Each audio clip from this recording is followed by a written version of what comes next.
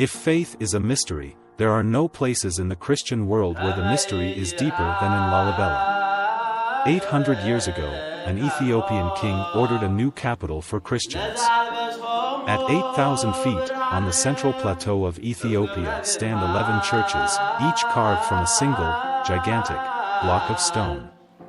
No bricks, no mortar, no concrete, no lumber, just rock sculpted into architecture.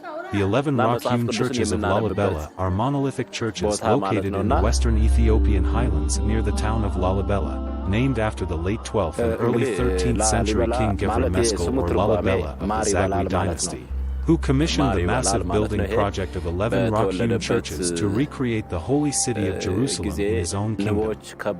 The site remains in use by the Ethiopian Orthodox Christian Church to this day, and it remains an important place of pilgrimage for Ethiopian Orthodox worshippers.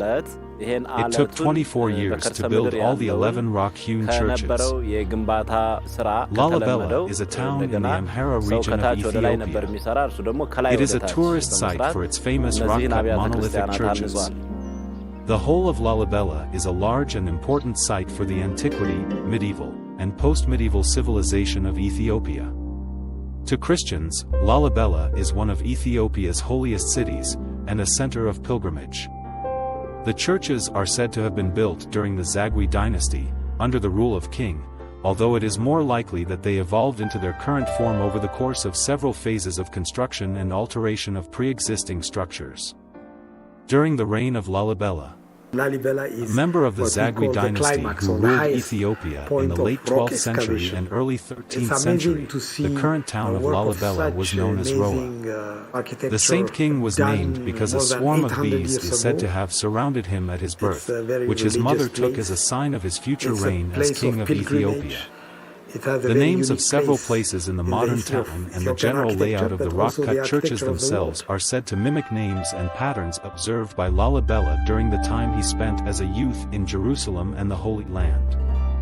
Lalibela, revered as a saint, is said to have visited Jerusalem and attempted to recreate a new Jerusalem as his capital in response to the taking of Old Jerusalem by Muslims in 1187.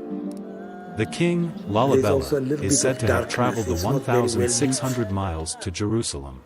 Legend has it, when he returned and Jerusalem fell to the Islamic conquest, Lalibela ordered a new home for Christianity. Each church was carved from a single piece of rock to symbolize spirituality and humility.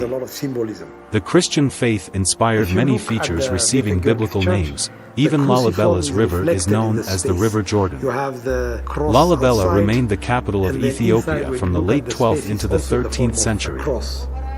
At an altitude of around 2,480 meters, the archaeological site consists of 5 churches north of the town's River Jordan, 5 south of the river, and 1 independently located.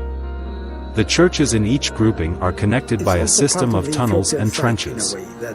Beit Georges, the 11th church, is connected to the others by trenches. The northern churches are Beit Medhain Elam, Beit Miriam, Beit Golgotha Michael, Beit Meskel, and Beit Dinagel.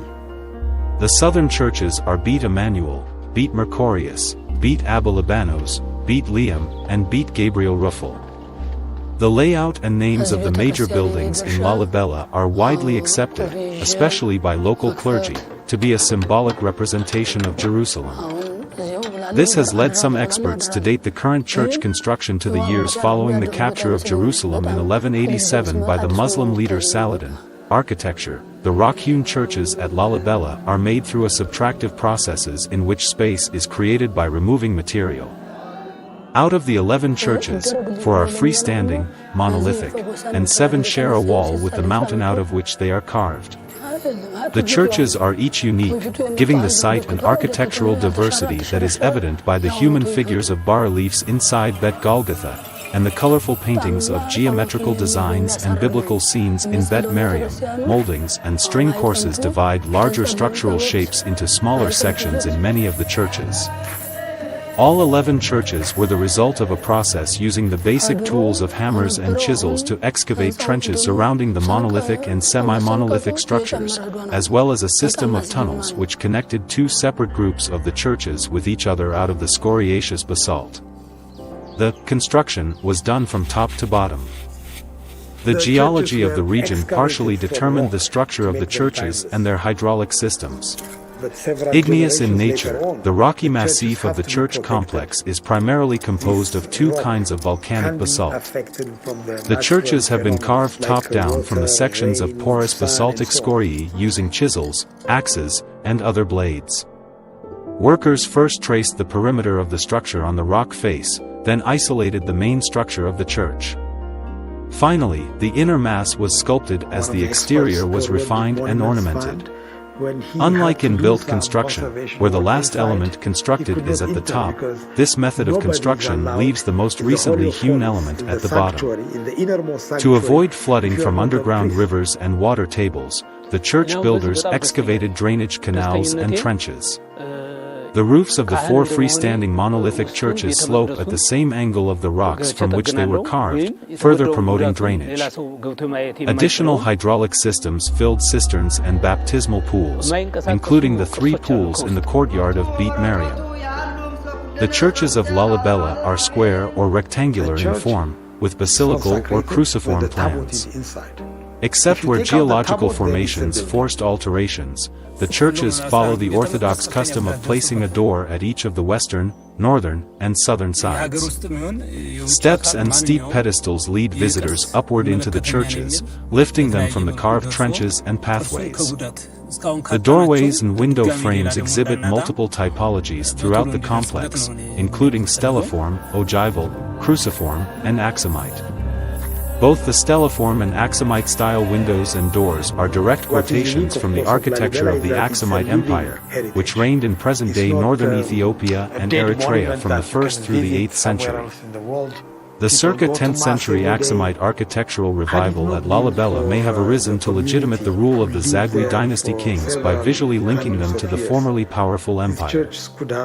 Rising from a stepped podium, the Church of Beit Emmanuel best exemplifies the sculpted version of Aksumite architecture. All 4 facades are carved to resemble the empire's favored building technique of layering long horizontal beams with mortar and stones, which created a rhythmic alternation of recessed and projecting surfaces. The upper and lower windows and doors appear to be framed by the wooden beam heads typical of Aksumite construction, while the central windows mimic the form of the monumental Aksumite stele.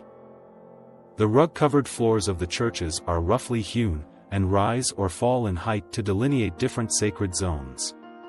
Bracketed pillars support flat ceilings,